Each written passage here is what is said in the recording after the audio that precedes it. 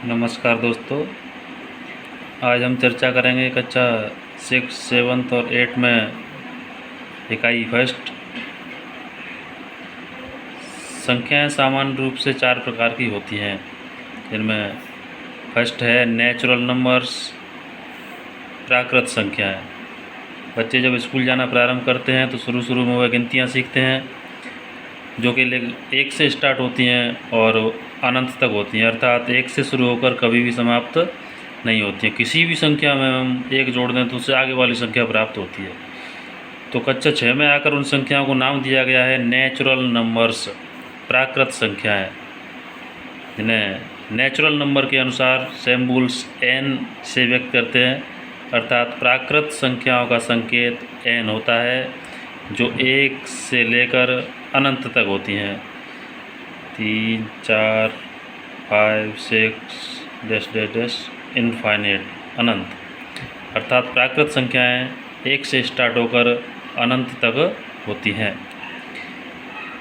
प्राकृत संख्याओं में शून्य को सम्मिलित कर दिया जाए दोस्तों तो बनती हैं पूर्ण संख्याएं, अर्थात जो नेचुरल नंबर्स हैं वो शून्य के बिना, जीरो के बिना अधूरे हैं। उनमें जीरो सम्मिलित करने पर पूर्ण संख्याएं बनती हैं, जो होल नंबर्स कहलाती हैं।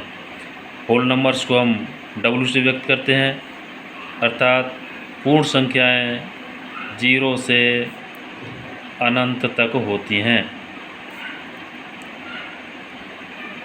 दोस्तों, शून्य एकमात्र ऐसी संख्या है जो पूर्ण संख्याओं में सम्मिलित है, परंतु प्राकृत संख्याओं में सम्मिलित नहीं है। बाकी सभी संख्याएं शून्य के अलावा धनात्मक संख्या सभी प्राकृत और पूर्ण संख्याएं दोनों में सम्मिलित होती हैं। तो क्लास 6 के हिसाब से जो बेसिक जानकारी है उसमें नेचुरल नंबर्स, होल नंबर्स, इन्हें बच्चों को सीखना अति आवश्यक है। कक्षा 7 की बात करें दोस्तों तो 7 में फर्स्ट प्रश्नावली, अपनी जो फर्स्ट यूनिट है वो पूर्णांक है, इंटीजर्स है।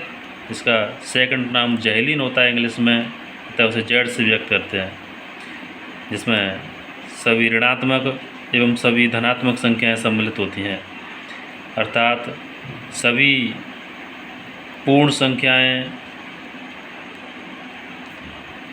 एवं उनके ऋणात्मक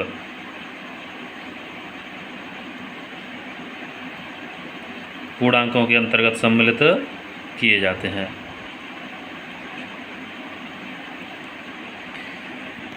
पूर्णांकों को अच्छी तरह से व्यवस्थित रूप से समझने के लिए संख्या रेखा का प्रयोग कर सकते हैं दोस्तों, जो अगले पृष्ठ पर है। संख्या रेखा, जिसको नंबर्स लाइन कहते हैं। संख्या रेखा पर हम बाईं ओर से दाईं ओर जाते हैं तो संख्याओं का मान बढ़ता जाता है आरोही क्रम में, अर्थात -3 से बड़ी होती है -2, -2 से बड़ी -1, -1 से अधिक मान होता है शून्य का 1, 2, 3, 4, और दाईं ओर से बाईं ओर आने पर अवरोही क्रम होता है, घटता क्रम, जबकि बाईं ओर से दाईं ओर जाने पर आरोही क्रम, बढ़ता क्रम। शून्य सभी ऋणात्मक संख्याओं से बड़ी होती है दोस्तों, जैसे -4 इज लेस देन 0, -4 कम होता है 0 से। यदि दो ऋणात्मक संख्या हैं दोस्तों, नेगेटिव नंबर्स हैं, जैसे -7 एंड -9, तो जो नंबर हमको देखने में छोटा लगता है उसकी वैल्यू ज़्यादा होती है, उसका मान ज़्यादा होता है। या -7 बड़ी है -9 से, -7 इज ग्रेटर देन -9। और नंबर्स को बेहतर तरीके से समझने के लिए दोस्तों हम अगले वीडियो में बात करेंगे, जिसमें कक्षा 8th क्लास का जो फर्स्ट यूनिट है परमेय संख्याएं, उन्हें समझेंगे नेक्स्ट वीडियो में, बिल्कुल आसान भाषा में दोस्तों। Thank you for watch video and धन्यवाद दोस्तों।